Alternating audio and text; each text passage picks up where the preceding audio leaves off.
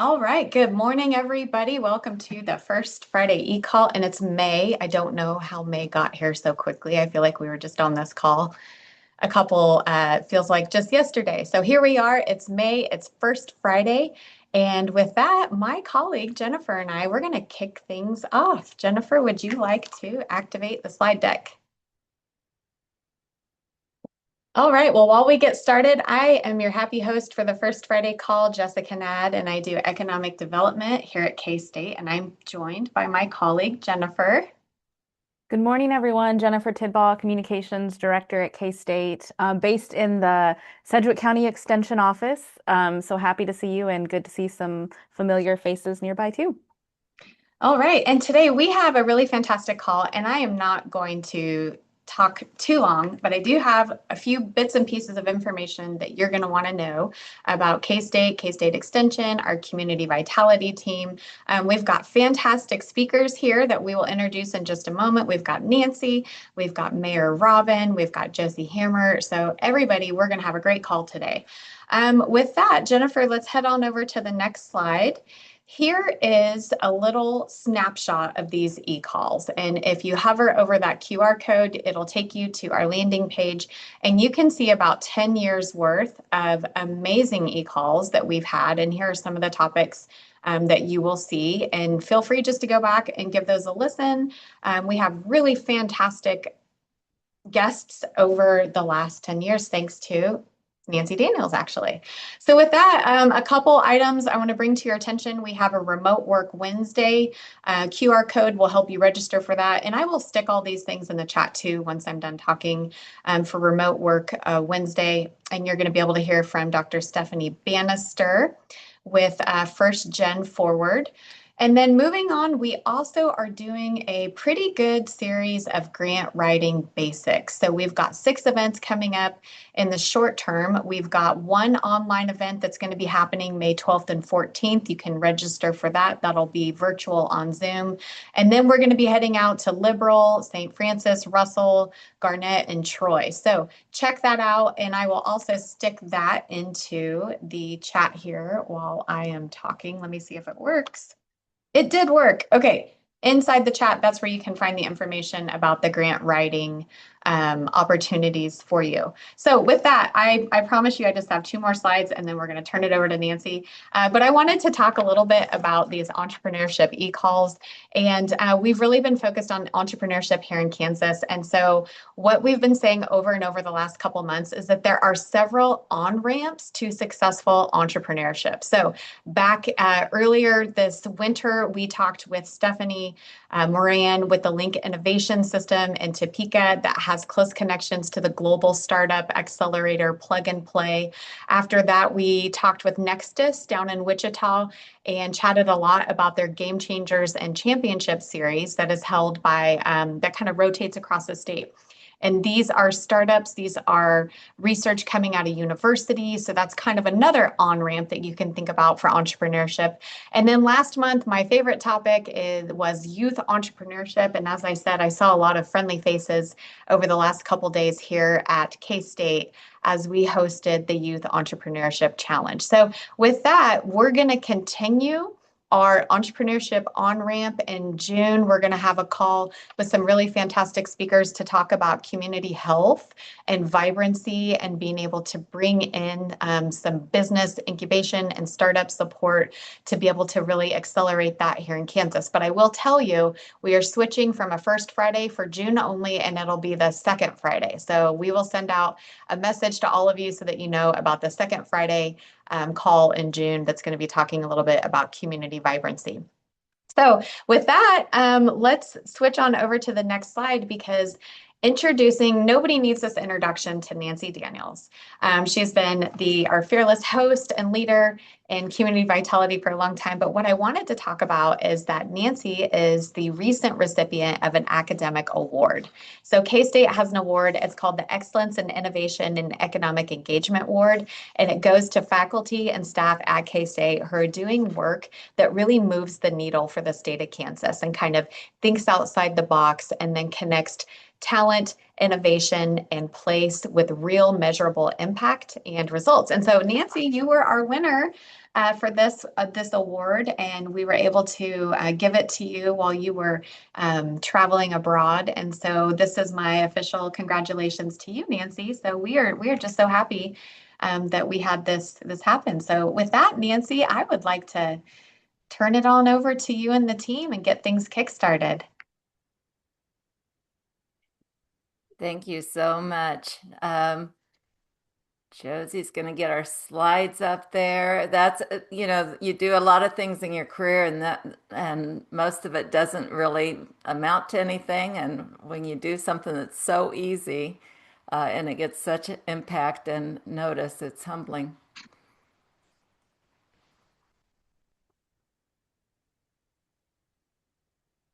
There we go.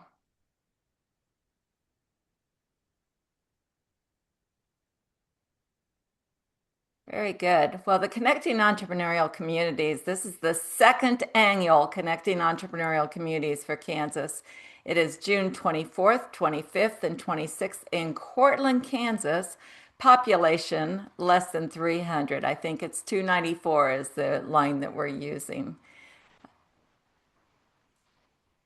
This um, you seldom have a situation where in a community of less than 300, you have a marketing firm. But we have a marketing firm, and Josie Hammer is the director of operations for it. So here's our welcome video to the Cortland CEC.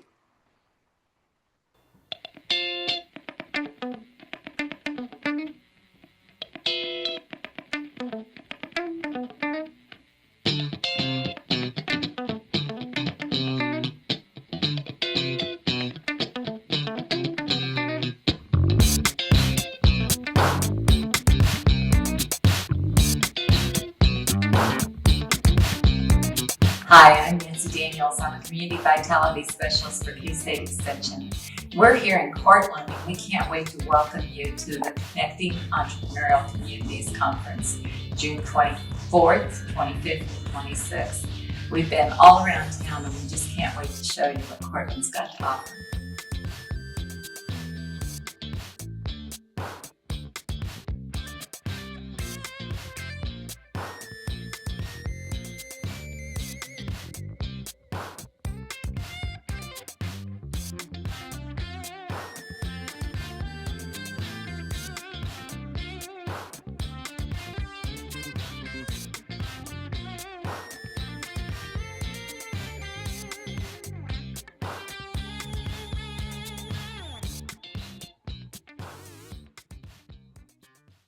That's great.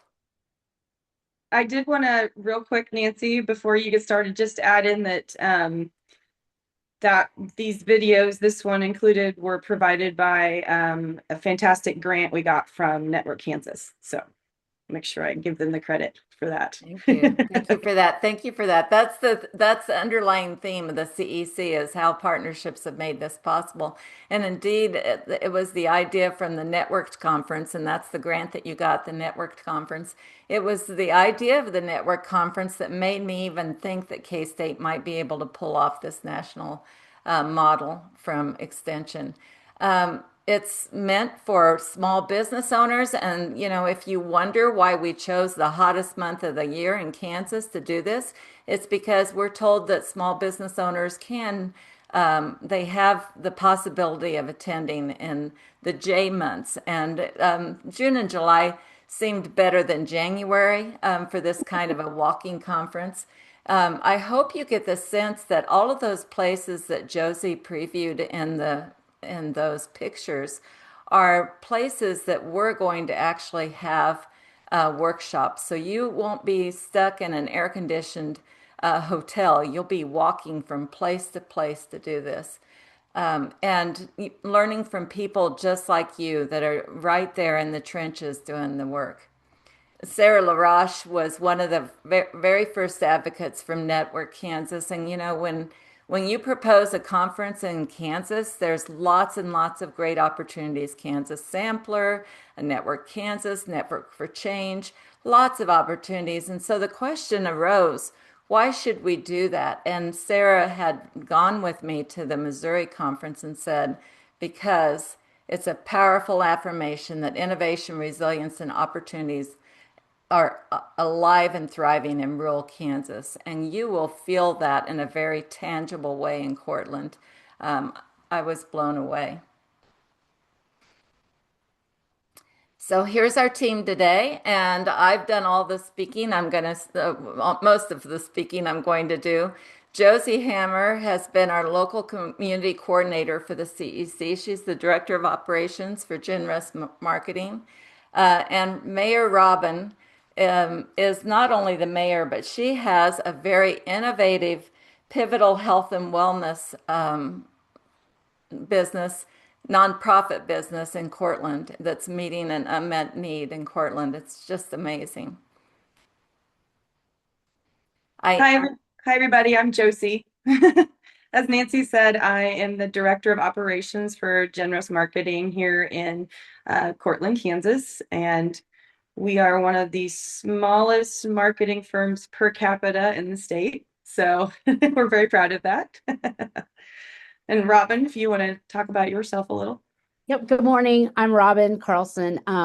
As she said before, I'm the mayor of Cortland, but I also have a business, Pivotal Health and Wellness. It's a nonprofit clinic that does physical therapy, outpatient physical therapy, home health, a resource center. We have a new mental health initiative. And we are not connected to any hospital or healthcare system. We're our own nonprofit entity. So we're also Medicare certified and accredited. So all in a town, again, of 94 people. Fantastic. I alluded to this earlier, but when we all got on board, I think that's the reason this was so successful, was because these partners on the screen played a very real part, not just a nominal part, but a very real part in why we're successful, and the way that they promote it to reach the entrepreneurs that the small business owners that we're trying to reach. And so we thank them for that. Okay, we thought it would be fun. Small towns, there's a lot of people that don't know things about our town. Considering it's less than 300 people, we found out there's lots of people that visit maybe once a year for Cortland Fun Day or something. But we thought it would be fun just to kind of introduce you to a few things in our town just by doing trivia. So all right, so here's our trivia questions. We are going to give anybody that answers the questions, you can put them in the chat. And we're going to try to make sure we write down everybody's names. And if you come to the CEC conference, we're going to put your name in one extra time for the grand prize drawing at the end of the conference. So some Cortland swag and things like that, which we have really cool places here. So you'll want the swag. So, okay, the first one is, what is the population of Cortland? Number 2, how many entrepreneurial businesses are located in Cortland? You're going to think it's a lot less than it is. So shoot kind of high. Not everybody owns a business, so it's not 290 whatever. How far is Cortland from Nebraska? A lot of people don't realize quite how close we are. What is the only town in Republic County with a turf baseball field? And how many people come to Cortland for Cortland Fun Day every year? So you guys want to take just a minute and put those in. And then Robin and I are going to give you the answers, but we're also going to give you a couple little stories so that you know a little bit more about our town. So. Okay, so if you were listening, you know the answer to the first one. I think Robin and I called the past mayor this morning, and we think we're at about 298. We've had some new babies. So we're kind of having, we've had like three new babies. That's like a baby boom. We're doing great. And we're going to have more in June. Oh yeah, we've got more in June. We're having a real big baby boom this year. So, so we're about 298. We think we're getting real close to hitting that 300 mark. And then as far as entrepreneurial businesses, from what she and I could count this morning, we have almost 30 entrepreneurial businesses in the town of Cortland. And that does not include any things that are like large corporations that have a place here. So these were strictly locally owned or started here kind of businesses. Yeah, So man. To add to that, Josie, our youngest entrepreneurial business was started by an 18-year-old, and our oldest entrepreneurial in town is 80. and for fun fact, that was Bev, and she's in that first video we did. She was the one waving at the end. So, all right. So then, how far are we from Nebraska? We're actually only, as a crow flies, 15 miles. So, road wise, it's going to take you a few more minutes. But then, what is the only town in Republic County with a turf baseball field? I feel like this one should be pretty easy. But also pretty funny considering we have less than 300 people, but we have multiple towns combined that come together for our baseball in the summer, and it's a big community thing here. And Robin is the spearheader of the turf situation. So Robin. So just to kind of lead into the entrepreneurial spirit and how to get things done, the way that Cortland has been able to obtain turf is one of our citizens was in Salina at Brahms eating ice cream, and this big load of turf drove up, and he started talking to the gentleman and found out that they sell it, they lightly used turf that they can sell. So long story short, they got us the phone number. I called, explained that we were from a small town, low in numbers. We had a thriving baseball program, but as most small towns go, we're always limited on funds. After a couple hour phone calls, we got the turf for free as long as we could transport it from the Wichita area. So I'm like, sure, we can get that transported because we have lots of farmers and semis and things. We'll come to find out it's outside of the farmer tag area that they can use their semis to go to. So then I'm like, how are we going to get the turf from outside of Wichita to Cortland? So I called the Highway Patrol, the head of Highway Patrol, and actually begged for a waiver. And they gave us a farm waiver in order to use our farm only, not for hire semis, to go and get the turf. They also gave us a weight waiver so we wouldn't have to do as many trips. So with all that being said, we had all the farmers, they donated their time, their fuel, and they went and got us 2 acres worth of turf that they got from Wichita, and we trucked it all in. And we are now in the process of laying the turf and getting our baseball field completed for the season. So just a little example of how something kind of small or an idea, my mom and dad always taught me just, what's the worst I can do is say no. I was a little nervous making a few of those phone calls, but it obviously all turned out for the best. So that's how you can get turf for your small town. Well, and secondary to that, so for Cortland Fun Day, we have a certain lot that is considered the beer garden lot on Main Street. And the extra from that is now the city has been working on it, Robin. And we're hoping that we're going to be turfed before CEC, right, Robin? Yes, that is the plan. As long as weather permits, we will have a turfed area. It's a venue area where there's a stage. And Josie's going to get into a little bit more about Cortland Fun Day and explain what that is. But that's exciting because for like 60 years we have had Fun Day in that lot, or maybe 50, but we're at 62. So to actually not be walking through the soggy grass and soggy straw for a year will be pretty exciting. So very excited about our turf. So then the last question was, how many people come to Cortland for Cortland Fun Day?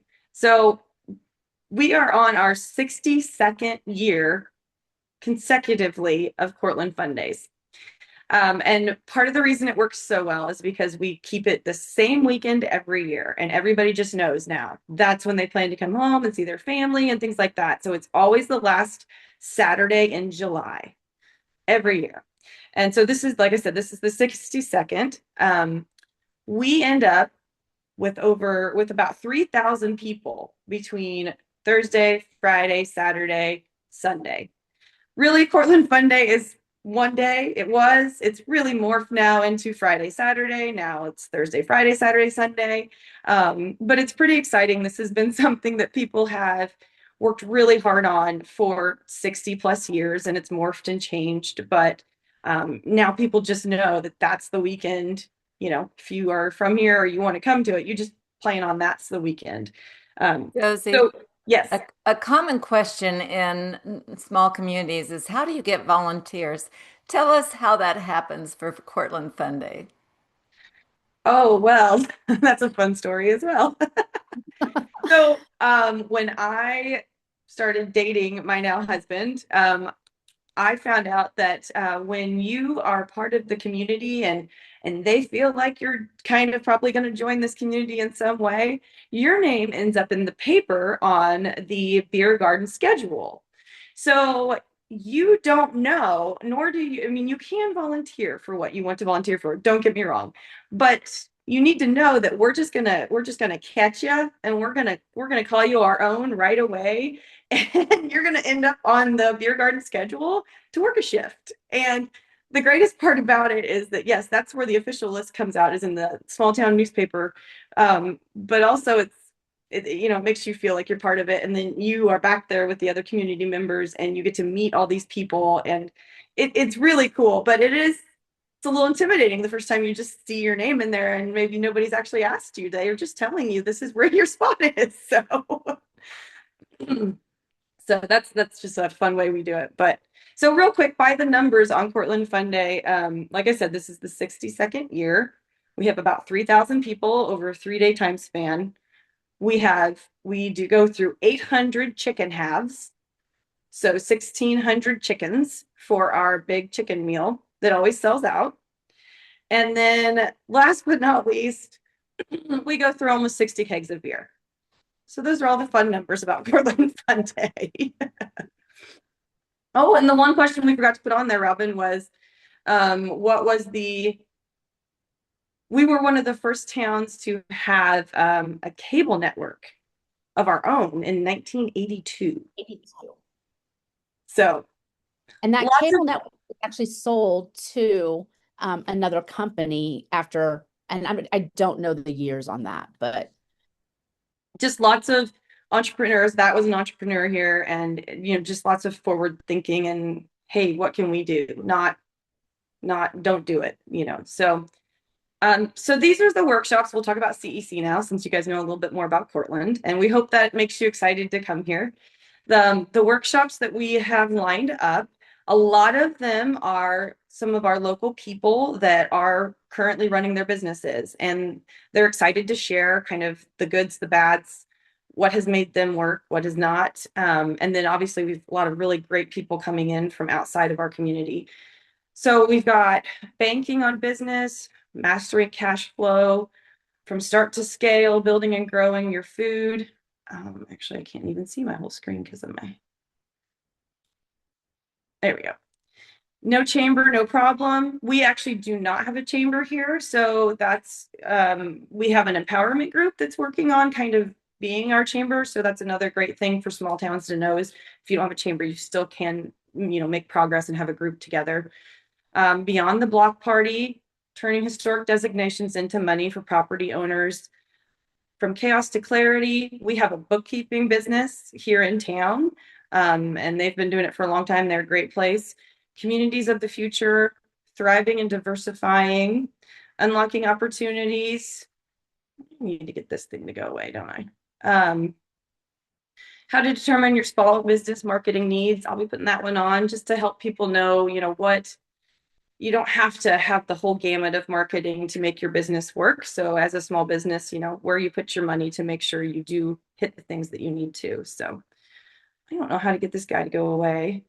But anyway, so long story short, we have a lot of fantastic workshops, and we hope that people will come and really enjoy what we're serving up here. So on the picture there, that is a picture from the book about Cortland, and Kate Benz is going to be one of our speakers.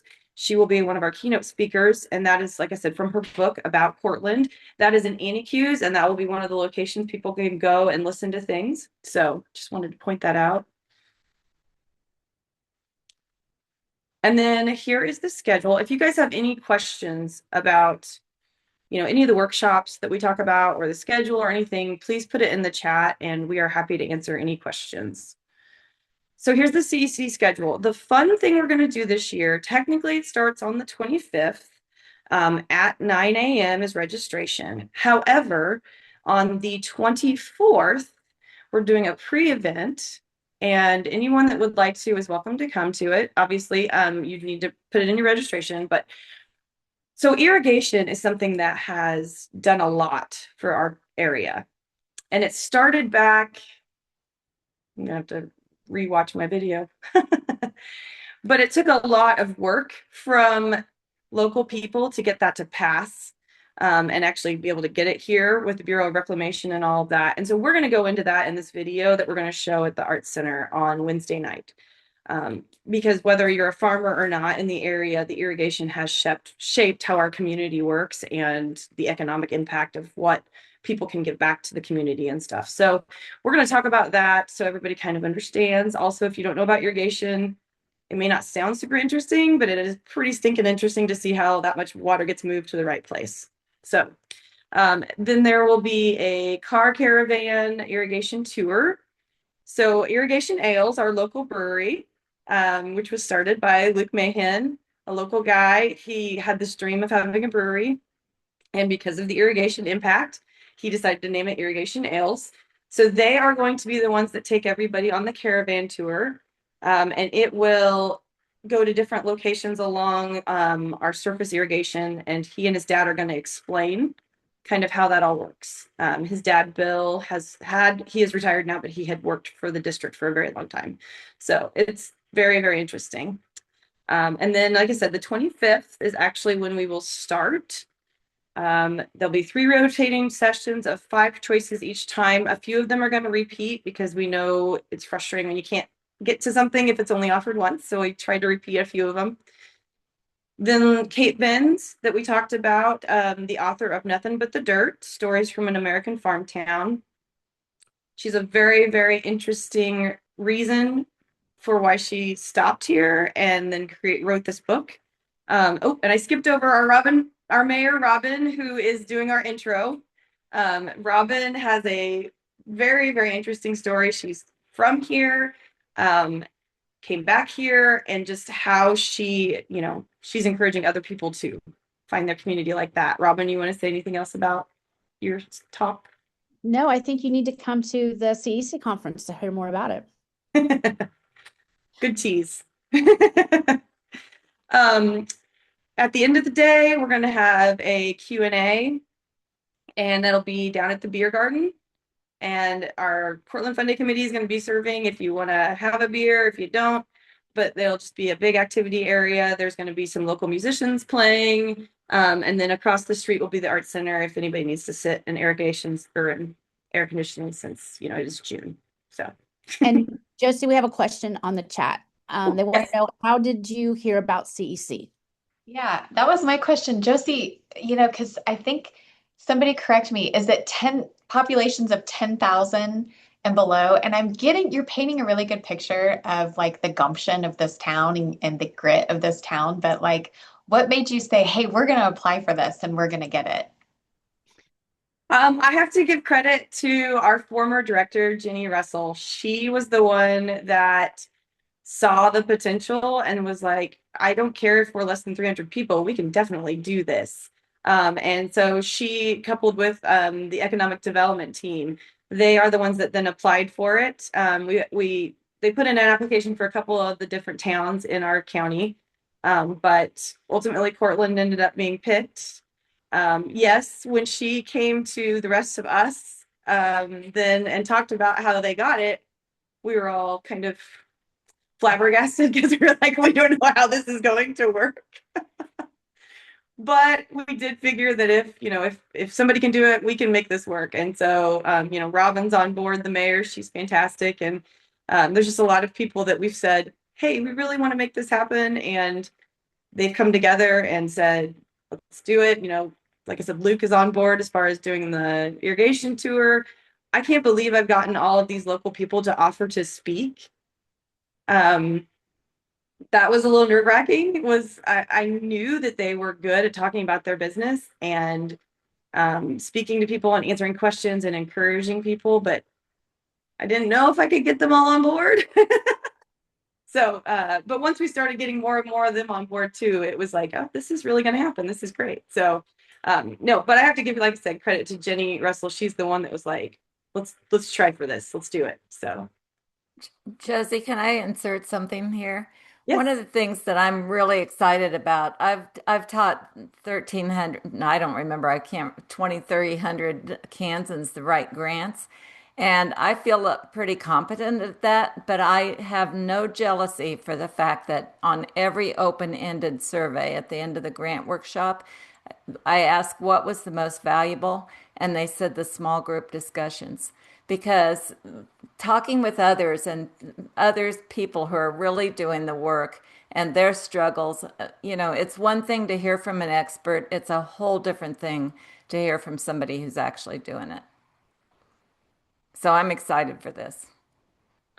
Yeah, I feel like that was what I was the most excited about as well when it comes to using a lot of the local people, is that they could give real raw answers, and it's not all fun and games when you own a business. If you don't do the work, it doesn't get done if you don't have anybody else above you. So, um, yeah, that's, I think, a very exciting piece is that it's real people and you're not only hearing about it, but you are in their space and you're seeing what they've done, so.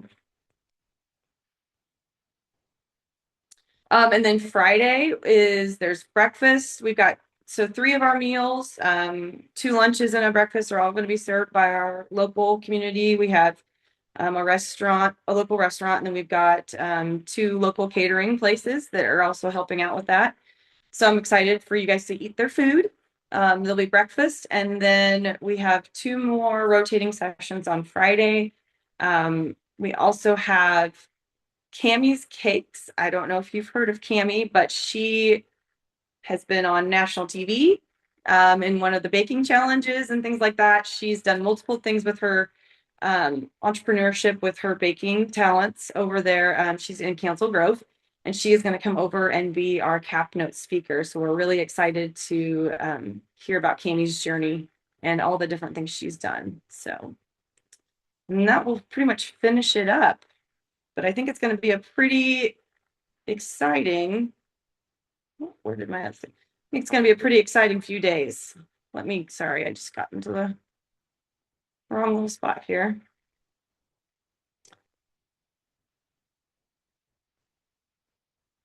I got a little overly excited. There we go. Okay, Nancy, did you want to talk about how to register then? Sure. So we're going to put this bit.ly link into the registration or into the comments. Registration is only $175 thanks to many wonderful sponsors. If you register before June 1st, and as in May 31st or sooner, small business owners are getting a $75 discount, and so that's $100 for all two days, and 3 if they choose to come the first day, for the pre-conference. The price goes up $25 for everyone in June. And this year, we learned from last year that we will not be accepting last-minute registrations. That was kind of a mess. So we hope that you'll all take advantage of that and come be part of it. You might wonder where to stay. How in the world can this small community accommodate us? And when we asked them to apply, our parameters were within a 30-mile radius. And the K-Staters have taken over Heartland Game Birds. We're going to be right there on the corner above one of your workshop locations. But there are still plenty of places to stay. And you'll see all of that on our website. One other thing is if you do go to register, you can see all of the different people that have been sponsors or that are sponsoring. I do think our sponsor from Accelifund may be on this call, and I just want to say thank you very much. And any other of our sponsors that are on here, I've been going through the budget recently, trying to figure out things, and I can't tell you how much that means to us to be able to offer some of this stuff because of because of those donations. So I really, really want to thank any of our donors that are on this call. Basically, the way we've set it up is that all that sponsorship is going to enable us to purchase things from the local community. So it's a real pour into Cortland's economic vitality. Yes. And also, we alluded to working without a Chamber of Commerce, and Kansas Community Empowerment is one of our sponsors, and they will be presenting that. Sarah Bloom will be presenting that workshop. Last year, we had kind of a miraculous outcomes. You can't measure these on a report, on a, after community survey, but we got text after text from our local hosts about what had happened. Believe it or not, within 24 hours, this is a Friday. By Saturday afternoon, a local business owner had sold a business to a conference participant. And when our host said, was that because of the conference? And she said, absolutely. A downtown shop reported its best sales day ever. And that's part of our intention, is to give you time to shop while you're there. And the Kansas Micro Internship Program, which was and is a sponsor again this year, connected multiple local business with student interns as a direct result of their relationships that they created that day. And then a couple who attended a workshop with a K-State food systems navigator worked together with them then and afterwards, and they reported 3 or 4 months later that they'd received a $50,000 USDA grant to start an incubator kitchen in Sharon Springs. So it was really kind of amazing, and those are the reasons I'm getting this award. It's not anything to do with what I did, but just what this community, what this conference lights up in people. So our last appeal, there's Cortland, Kansas. One of the things we put on our page is the idea, be realistic. These are, we're going to be warm. We are in air-conditioned places mostly, but this is your opportunity to be very comfortable because you're going to be warm. You're going to be walking basically from where we're looking right now to 2 blocks of Cortland, Kansas, and sitting in those very buildings that we're looking at. But it's going to be a great time. We're going to also, we'll put the registration link and we'll put the Facebook event page in the chat.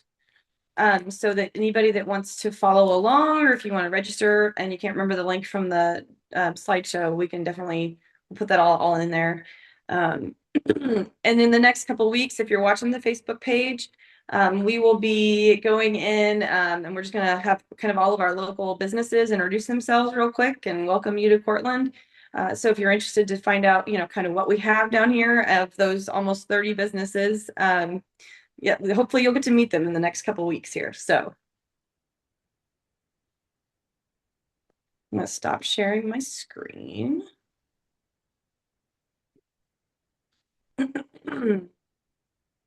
Maybe. Oh, stop share right there. The big red button. Okay. Well, thank you so much to Josie and Robin and Nancy. This has been great. This is our open Q&A right now. So feel free to turn on your camera if you want to interrupt, ask a question. I was just, so Josie and Robin, as you were telling the story about Cortland, I get this feeling that, it's a fun place. You have fun day. And I just was thinking, I grew up in a small town adjacent to a really big town. So I kind of had the best of both worlds. I could have a big city or I could be in the smaller community. But can you talk a little bit about the community culture? And the word that just keeps coming into my mind is fun. And so, Josie, it sounds like they imported you in. Robin, you were here, left, came back. So just talk about that community culture and what that means to really draw you back into that community. Go ahead, Robin. That's actually kind of a common question that we get, or how does Cortland do it, or why do you want to come back? And I wish I had like a pocketed answer for it. It's something that we, growing up here, it was like my parents did this and their parents did it. And I don't know the exact recipe or what makes you want to, I mean, fun, the community spirit. I mean, I think it's the can-do attitude. And I think that also ties into the irrigation district, because Cortland and this area was told no about the irrigation. I mean, it was a fight to get this, and to have it, to see the economic impact years and years later. And that's kind of where the town basically just kind of started that way, of being told, no, we can't do it. And it's like, no, yes, we can. And I know that's kind of not a really good answer, but I wish I could find like the exact answer for that. We were raised this way, for Yeah. lack of a way to say it. Well, and I feel, being an outsider coming in, if you will, I was transported in here. So,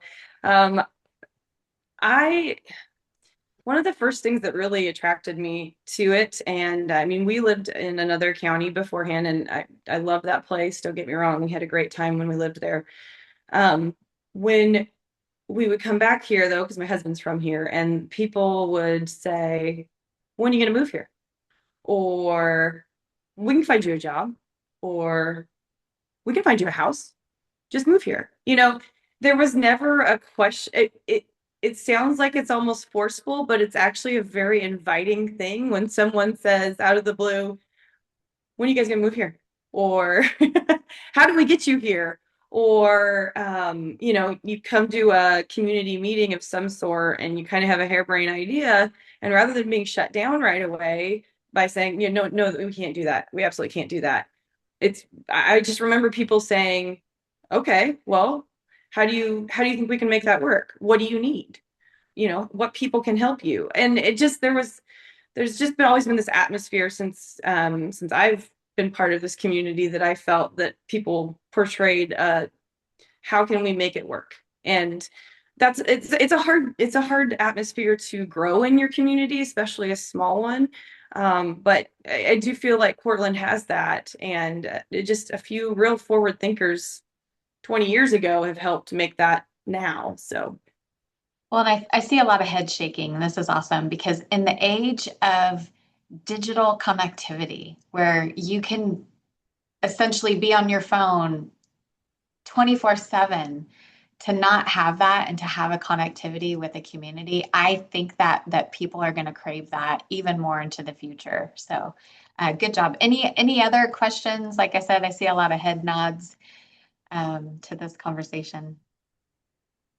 yeah, anything about Portland, but also about the conference, we're happy to answer anything you've got. So, Kelly Gorley is here on the call too, and Kelly is one of the presenters about how to use historical designations to benefit your downtown.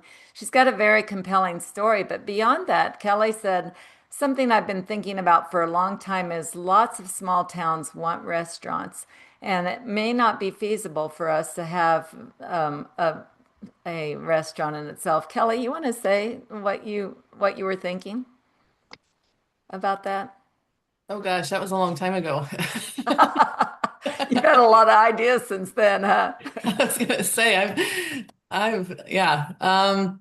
Well, I think, restaurants have just been a huge struggle for us, and I don't think that's unusual for small towns. And I guess I just feel like, or I wonder if this is one of those business types that somehow needs to sort of adapt to the lifestyle and the balancing act that is more important now than it used to be, or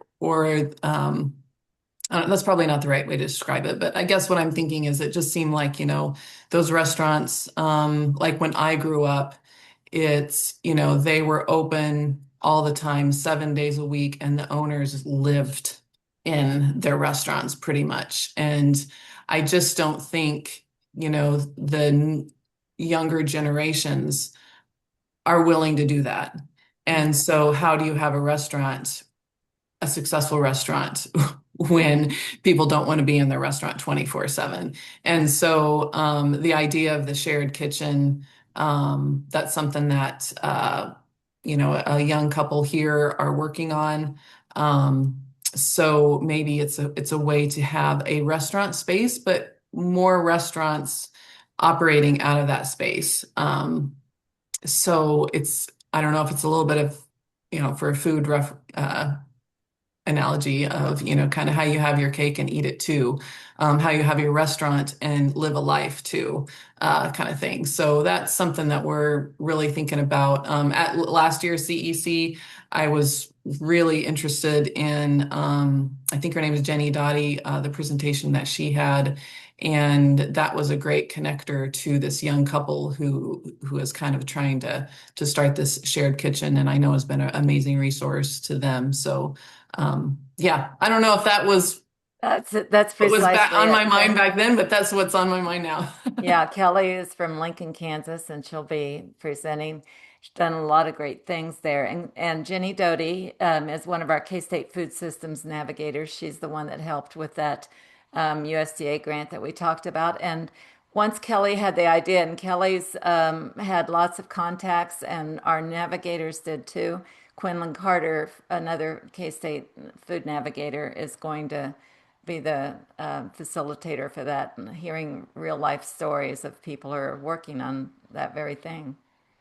So it's just the idea that we can do so much more when we listen to other people's ideas, and when we're ready, when we're willing to insert them like Kelly was. So we really appreciate that.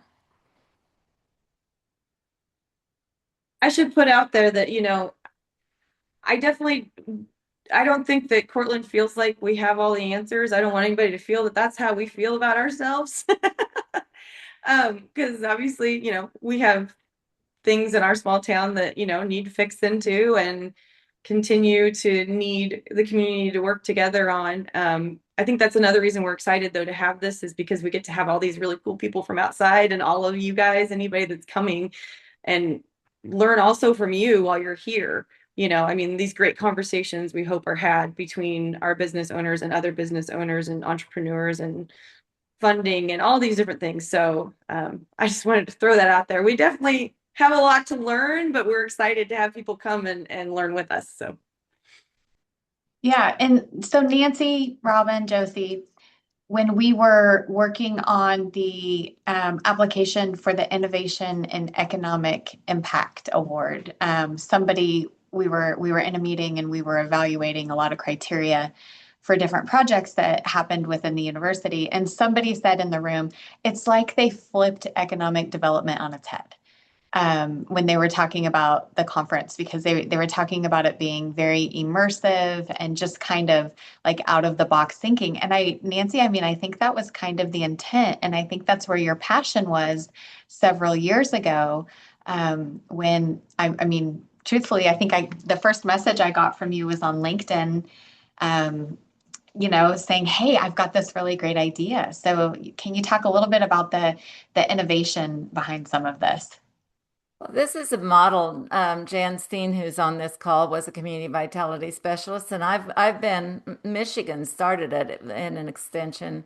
I was there probably in 2016 or so, and we looked at it and saw all the extension people working on it, and I said, "That's cool, but we can't do it." And Jan went to one. Where did you go? North Dakota? South Dakota in South 2019. Yeah. 2019.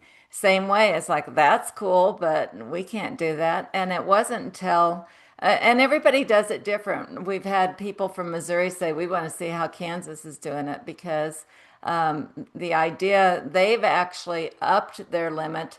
They now say in Missouri, if you're a community of 15,000 or more, you can apply. And we feel strongly. In fact, we had somebody that was almost 10,000 the first year, and we said, nope, they've got other opportunities. We want this to come to a community that hasn't had those opportunities. And it was only possible once the idea happened of K-State doesn't have to do it ourselves. Mm-hmm. And I mean, the climate that this Kansas administration has set for commerce and others to partner with others, opened up that possibility. Hey, we don't have to do it ourselves, but we could do it together, and that's the thing that made it work. Well, and I think what we've said on this call quite a bit, and I see some other people that have been guests and have spoken up quite a bit, that connectivity and that connective tissue. Yeah. You can't, that value is so high. So Actually, last year at the the Networked conference, and that's coming up. I think they still have room if you want to go to it in Wichita in May, the Networked for Change conference that Network Kansas sponsors. It was at a conference, at that conference, a year ago or so, that the Kansas Department of Agriculture came up and said, "We've seen what you're doing and we want to be part of it." So we didn't even think to ask them, but they asked us to be part of it. And of course, we don't say no. it's a ripple effect. Yes. Yeah. And, kind of tying it back to Fun Day. I mean, that, like, what a huge ripple. I'm tempted to come to Fun Day. I mean, this just sounds, I liked your metrics, your half chicken and your cake metric. I was saying we might need to start track that as some new community impact metrics here in the future. Well, if Jessica, if you do come to the CEC conference, your beer tickets that you buy for the CEC conference will also be good at Fun Day. So we made sure that you can come back and use them again. But I also want to add too, Fun Day, we have these metrics, the beer, the chicken, the fun, the bands, but it also, I came back for Fun Day every year. I lived on the East Coast, and every year that was my vacation. I came home for Fun Day. And that's what made me want to come back to Cortland.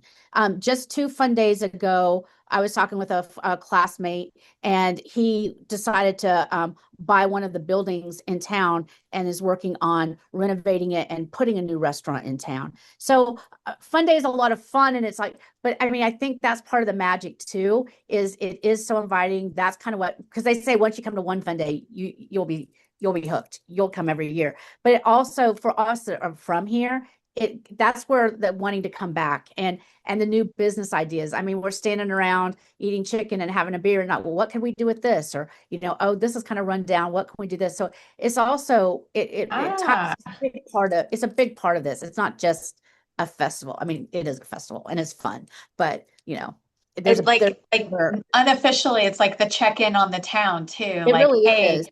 we can spiff up this corner. I'll get some landscaping for next year. Wow, that is so cool. Especially for people that have moved away, like I did, that have big corporate jobs, or they've started, they live in the city and they see what they have, the resources and stuff that they have there. How can they bring those to the small town? And there's just that tie to Cortland that makes people want to try to help him here. Like the gentleman that bought the restaurant, his family is here, but he and his brother both live in different states. So, but they're still willing to bring that and to put money back into Cortland.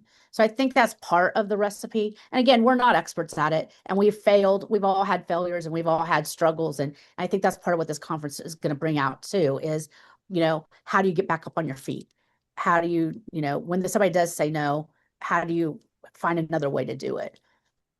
Well, and I agree, Robin, as far as the connections at Fun Day, because I definitely, those were some of the first experiences I had back in Cortland with my now husband. And I remember I told him early on, I was like, we move back here sometime, I will be on the Fun Day committee. And I did it. And you never get back off of it. That's the problem though. You have to die to get off of Fun Day committee. But I was so excited. I wanted to be part of it, I wanted to be part of this huge community event in this little town because it connected you to everybody. So I love it. I love it. This was a great conversation today, everybody. If there's any more questions, feel free to speak them now. But what a great way to kick off the month of May. And to have an event to look forward to. I'm excited to come out. Like Nancy said, there's a whole bunch of us, Jenny Doty, myself, Deborah, Cole. We're all going to share the lodge downtown. and we're looking forward to that. So we've got getting our ducks in a row here. So yeah, Nancy, is there any other closing thoughts you'd like to wrap us up with, or Robin or Josie?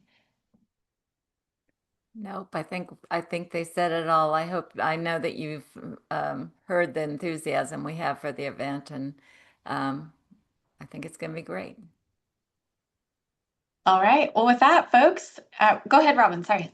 No, I was just going to say, we just want to invite everybody, encourage everybody to come find their Cortland. Come find your Cortland. I love it. I love it. Well, with that, I think I will stop the recording and we will wrap up on the First Friday e-call. Thank you, everybody.